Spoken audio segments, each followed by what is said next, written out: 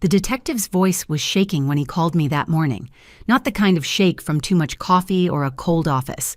This was different. This was a man who'd found something that disturbed him. "Mrs. Holloway, I need you to sit down before we continue this conversation." I was already sitting at my kitchen table, staring at the empty high chair we still hadn't put away. 1 year and 2 days since my 3-month-old son, Jasper, died in his crib. 1 year and 2 days of my sister Francine telling everyone who'd listen that God took him because I wasn't meant to be a mother. 1 year and 2 days of my own parents nodding along with her cruel words. "Detective Thorne, what's wrong? Why are you calling about my son?" "The final autopsy results are in. We had to retest several cases from last year with new equipment." He paused, and I could hear him taking a breath. "Your baby didn't die from SIDS, Mrs. Holloway. We found something in his system that shouldn't have been there." My coffee mug slipped from my hand, shattering on the floor. Brown liquid spread across the white tiles like blood. "What did you find?" "Diphenhydramine, adult-strength Benadryl, Mrs. Holloway, enough to stop his breathing." The room tilted. My perfect baby boy, who'd smiled at me just hours before he died, who'd wrapped his tiny fingers around mine during his last feeding, hadn't just slipped away in his sleep. Someone had poisoned him. Someone had murdered my 3-month-old son. Who had access to Jasper in his final 48 hours? The detective asked.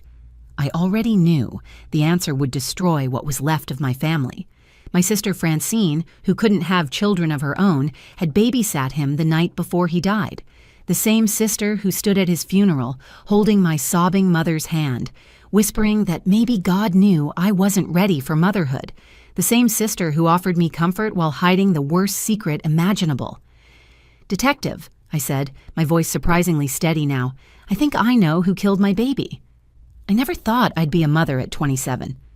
When those 2 pink lines appeared on the pregnancy test that October morning, my hands trembled as I showed my husband Derek. We'd only been married 2 years, still figuring out our careers and paying off student loans. I was a dental hygienist at Riverside Dental, making decent money but nothing spectacular. Derek worked at the municipal water treatment plant, coming home each day with stories about pH levels and filtration systems that I pretended to understand. "Are you sure these tests are accurate?" Derek asked, holding the stick up to the bathroom light like he was examining evidence. "I took 3, I admitted, pointing to the counter where 2 more positive tests lay in a row. "We're having a baby!" His face transformed from shock to pure joy in seconds. He lifted me off the ground, spinning me around our tiny bathroom, both of us laughing and crying at the same time.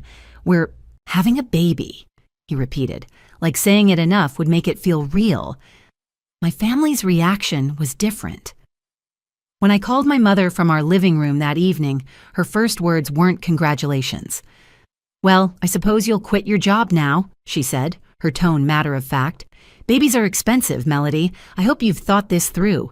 You know your father and I can't help financially." "We weren't asking for money, Mom. I just wanted to share the news."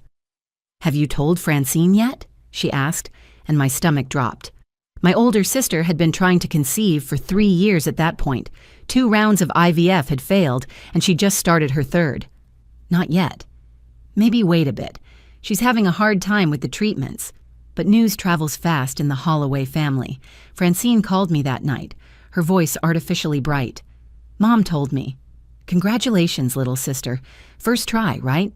Some people have all the luck." The pregnancy flew by in a blur of morning sickness, prenatal vitamins, and nursery planning. Derek painted the spare bedroom a soft blue after our 20-week ultrasound revealed we were having a boy. I spent evenings assembling furniture, washing tiny clothes, and reading every parenting book the library had. Jasper William Holloway arrived on December 3rd at 4:47 a.m. after 12 hours of labor. 7 pounds, 2 ounces of perfection. The moment the nurse placed him on my chest, everything in my world shifted. His eyes, still puffy from birth, found mine, and I understood what unconditional love meant. "Look at those tiny fingers," Derek whispered, tears streaming down his face as Jasper gripped his index finger. "He's perfect, Mel, absolutely perfect." My parents visited the hospital once. My father held Jasper awkwardly for about 30 seconds before passing him back. "He looks healthy," he said. which was the closest to emotional he ever got. My mother spent the visit critiquing everything from my choice of formula supplement to the receiving blankets I'd picked. "These are too thin," she declared. "Babies need proper warmth. I'll send you some appropriate ones." She never did.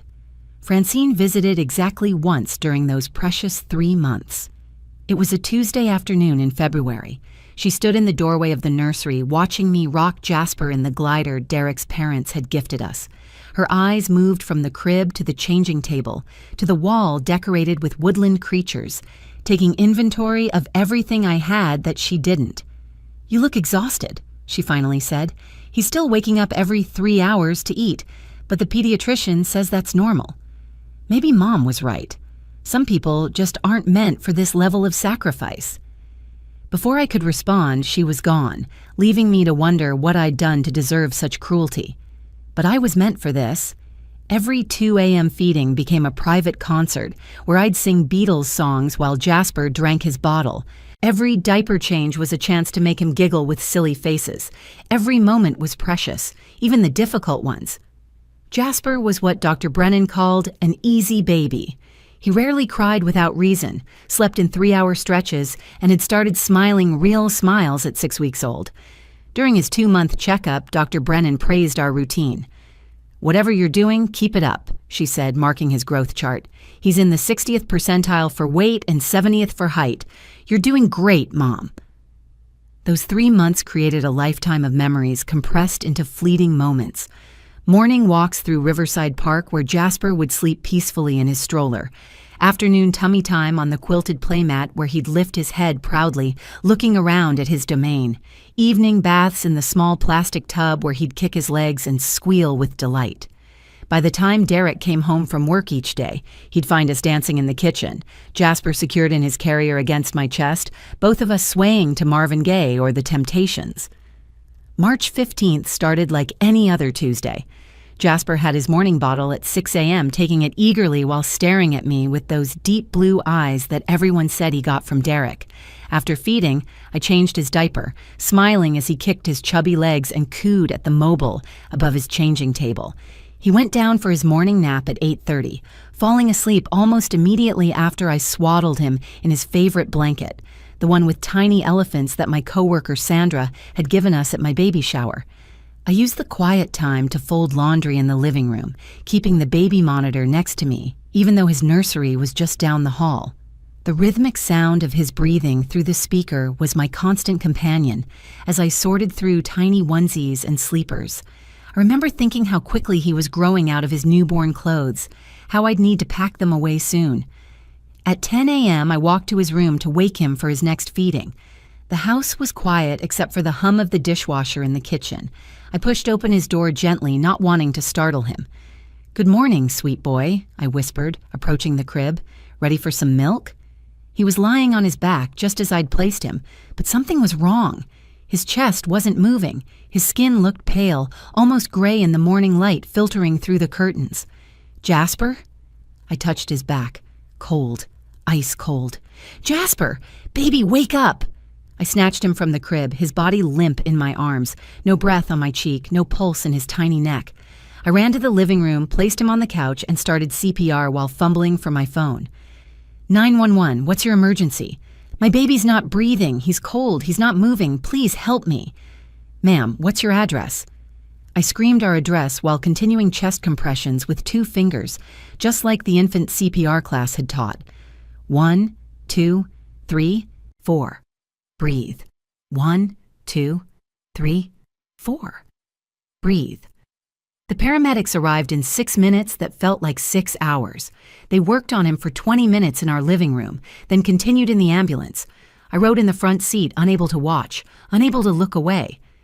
At Riverside General Hospital, they rushed him into the emergency room, while I stood in the hallway, still in my pajamas, Jasper's bottle from the morning feeding somehow still clutched in my hand. Dr. Martinez, whom I'd never seen before, finally emerged after what felt like forever. His face told me everything before his words did. "Mrs. Holloway, I'm so sorry. There was nothing we could do. Your son passed away several hours ago." "But he was fine this morning. He ate his whole bottle." He smiled at me. These things happen with SIDS, he said gently. Sudden infant death syndrome. There's no warning, no signs, nothing you could have done differently. Derek arrived 20 minutes later, having broken every speed limit from the water treatment plant. He found me in the family room, holding Jasper's body, which they'd finally let me have after all their procedures. My husband collapsed beside us, his work boots still muddy, his face crumpling as he touched our son's perfect, still face. The funeral was 3 days later at Riverside Funeral Home. The director had tried to convince us to use their smallest casket, barely bigger than a shoebox, white with silver handles. My family filled the first 2 rows. Francine sat between our parents, her hand on our mother's shoulder. Derek's family had flown in from Portland, his mother unable to stop crying, his father standing like a statue in his old Navy uniform he'd worn to honor his grandson. After the service, we gathered at my parents' house because my mother insisted that's what families do. I sat in their living room holding Jasper's favorite stuffed elephant, the one that played Twinkle Twinkle Little Star when you pressed its foot. That's when I heard Francine in the kitchen, her voice carrying clearly through the doorway. "Maybe this is God's way," she said to my Aunt Gloria. "Melody was so overwhelmed. She called me crying last month about how tired she was. Maybe God knew she wasn't ready to be a mother. The poor baby never had a chance with someone so scattered." My mother's voice joined in. "Perhaps it's a blessing. Melody was always irresponsible, even as a child. Remember when she forgot to feed the goldfish? They all died." "That was when I was 8, I wanted to scream. "I was 8 years old, and you never let me forget it." Instead, I sat frozen, listening to my family dissect my failures as a mother, while my son's body lay in the ground less than 2 hours. The goldfish. The time I forgot my homework in 5th grade. The semester in college when I got a C in chemistry. All evidence, apparently, that I wasn't fit to raise the child I'd loved more than my own life. 1 year and 2 days after. Jasper died. My phone rang at 7 a.m. I'd been awake since 5, sitting at the kitchen table with coffee I wasn't drinking, staring at the calendar. March 17th. Another month survived without my son. The number showed as unknown, and I almost didn't answer. Telemarketers had been relentless lately. "Mrs. Holloway, this is Detective Raymond Thorne with the County Coroner's Office. I need to speak with you about your son's case." My hands went numb. "What case?" "My son died of SIDS. The hospital told us there was no case." "Ma'am, that's what we need to discuss. Can you come to the station today? Bring your husband if possible." Derek drove us to the county building downtown, neither of us speaking during the 20-minute ride. We'd barely talked about Jasper in months. Every conversation led to tears, to blame, to the growing distance between us that felt impossible to bridge. Grief had made strangers of us. The detective's office was smaller than I expected, cramped with metal filing cabinets and stacks of folders. Detective Thorne was younger than his voice suggested, maybe 40, with kind eyes behind wire-rimmed glasses and the sort of careful manner that suggested he delivered bad news regularly. "Thank you for coming," he said, gesturing to 2 worn chairs across from his desk. "I know this must be incredibly difficult." "Why are we here?" Derek asked, his jaw tight. Detective Thorne pulled out a thick folder labeled with Jasper's name and case number. "During the initial investigation into your son's death, we ran standard toxicology as part of the autopsy. Everything came back normal. SIDS was the logical conclusion." He paused, adjusting his glasses. "Last month, the state provided us with new testing equipment, much more sensitive than what we had before. We were required to retest several cases from last year as part of the equipment validation process. Your son's was one of them." "And?" My voice came out as barely a whisper. "We found traces of diphenhydramine in your son's system. Significant traces." "Diphenhydramine?" Derek leaned forward. "What is that?" "Benadryl," I answered, my medical training kicking in. "But I never gave him Benadryl. He was only 3 months old. The pediatrician said never to give him any medication without calling first." Detective Thorne nodded slowly. "The levels we found were far beyond accidental exposure, Mrs. Holloway. This concentration would have caused respiratory depression in an infant. The new equipment detected what the old tests missed." The room started spinning. I gripped the edge of my chair to steady myself. "Are you saying someone poisoned my baby?" I'm saying we need to investigate. This is now a potential homicide case. He opened a notebook, pen ready.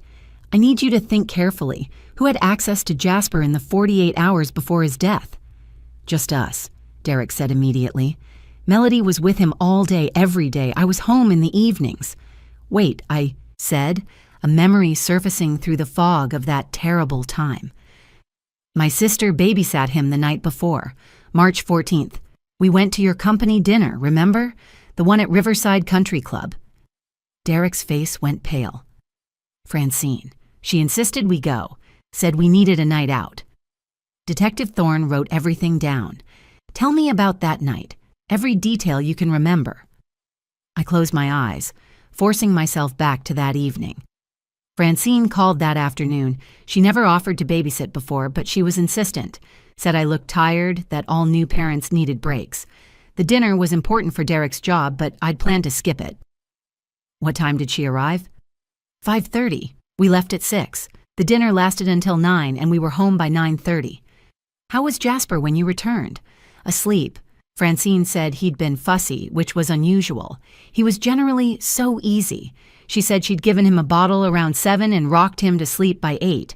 I checked on him when we got home. He seemed fine, maybe sleeping deeper than usual, but I thought he was just tired. Did she mention giving him anything?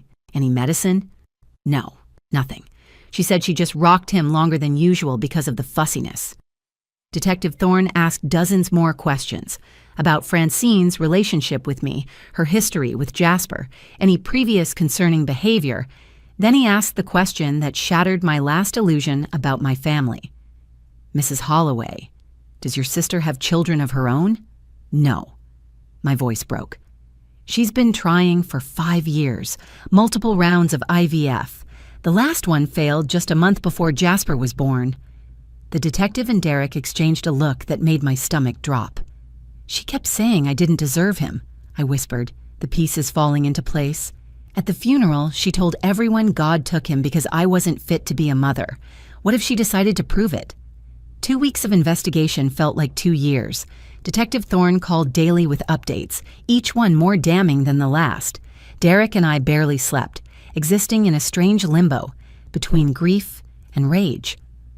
On April 3rd, the detective called us back to the station, this time with prosecutor Patricia Vance present, a woman whose sharp eyes and carefully organized files suggested she didn't lose cases. We've built a comprehensive timeline, Detective Thorne said, spreading documents across the conference table. Your sister purchased liquid Benadryl from 3 different pharmacies in the week before Jasper's death, different stores to avoid suspicion, all paid in cash. He slid receipts toward us, Francine's credit card records showing ATM withdrawals matching the amounts. My hands shook as I recognized the pharmacy locations, all within 10 miles of her apartment. We obtained a warrant for her electronics, Prosecutor Vance continued. Her search history from March 10th through March 14th tells us everything. She researched infant Benadryl dosing, how much would cause sleep versus respiratory distress, how long it stays in an infant's system. She visited parenting forums asking theoretical questions about giving babies antihistamines. She planned this? Derek's voice was hollow. We found more. Detective Thorne pulled out photocopied pages. These are from journals we discovered in her apartment. Mrs. Holloway, your sister, wrote extensively about her infertility and her resentment toward you. Patricia Vance picked up one page, reading in a clinical tone that somehow made the words worse. March 8th. Melody complained for 20 minutes about being tired at Sunday dinner. 20 minutes. I've been tired for 5 years, exhausted from hormone shots, from procedures, from failure after failure. She got pregnant without even trying. She has everything I was supposed to have. Sometimes I think about how easy it would be to show everyone she doesn't deserve that baby, that she can't protect him, that God made a mistake giving him to her instead of me. I couldn't breathe. Derek grabbed my hand, squeezing hard enough to hurt. There's more, the detective said gently. An entry from March 14th, the day she babysat. Vance read again. Tonight's the night. Just enough to scare them. Just enough to make him sick so everyone sees she can't take care of him. Maybe a few days in the hospital. Maybe social services gets involved. Maybe Mom finally sees that I should have been the one to have a baby first. I measured 3 times. I know exactly how much. Not too much, just enough. But she gave him too much, I said, understanding flooding through me like ice water. Based on the concentration we found and the time of death, she gave him approximately 3 times what she intended, Detective Thorne confirmed. We believe she panicked when he was fussier than expected and gave him more to make him sleep. She didn't account for his lower body weight compared to the averages she found online. She murdered my baby because he cried? My voice didn't sound like my own. We arrested her this morning, Prosecutor Vance said. She confessed partially, claiming she never meant for him to die. But intent to cause harm is still homicide when it results in death. We're charging her with second-degree murder. That evening, my phone rang constantly, my mother hysterical and accusatory. How could you do this to your sister? She just called from jail. This is insane, Melody. She loved that baby. She killed him, Mom, she confessed. They have evidence. That's impossible. The police must be pressuring her.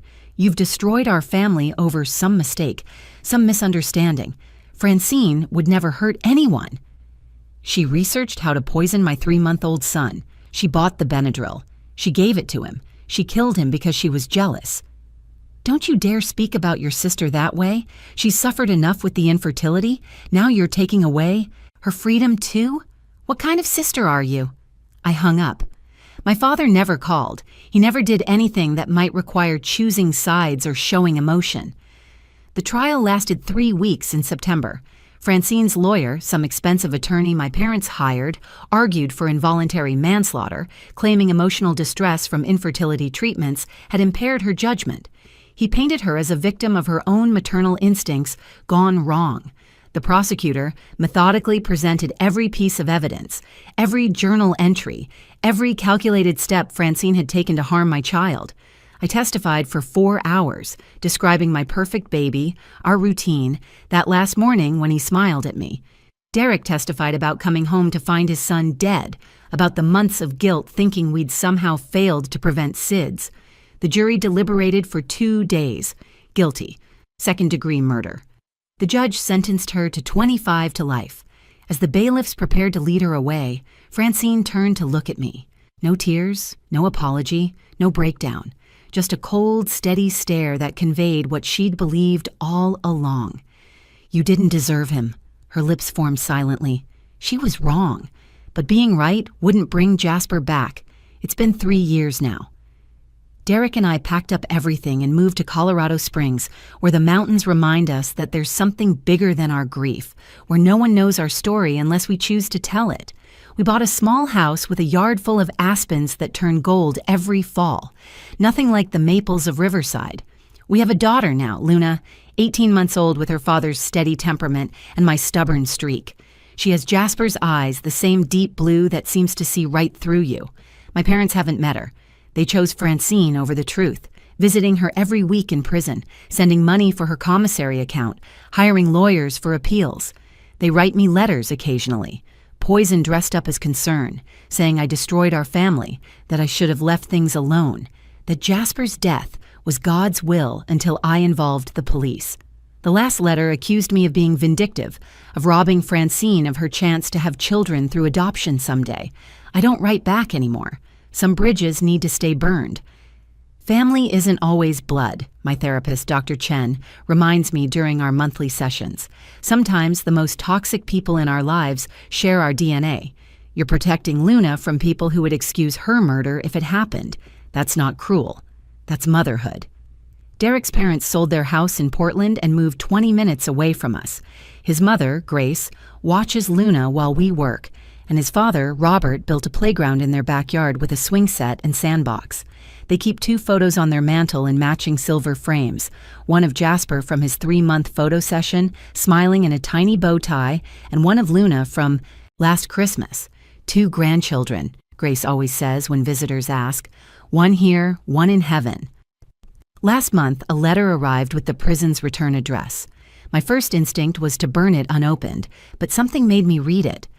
Francine's handwriting was smaller than I remembered, cramped like she was trying to save paper. I pray every day that you understand I loved him too. I just loved the idea of him being mine more. I see that now. The therapy here has helped me understand what I did, what I took from you, from Derek, from him. I don't expect forgiveness. That would be obscene to ask. I just needed you to know that I think about him every day. I think about who he'd be at 4 years old.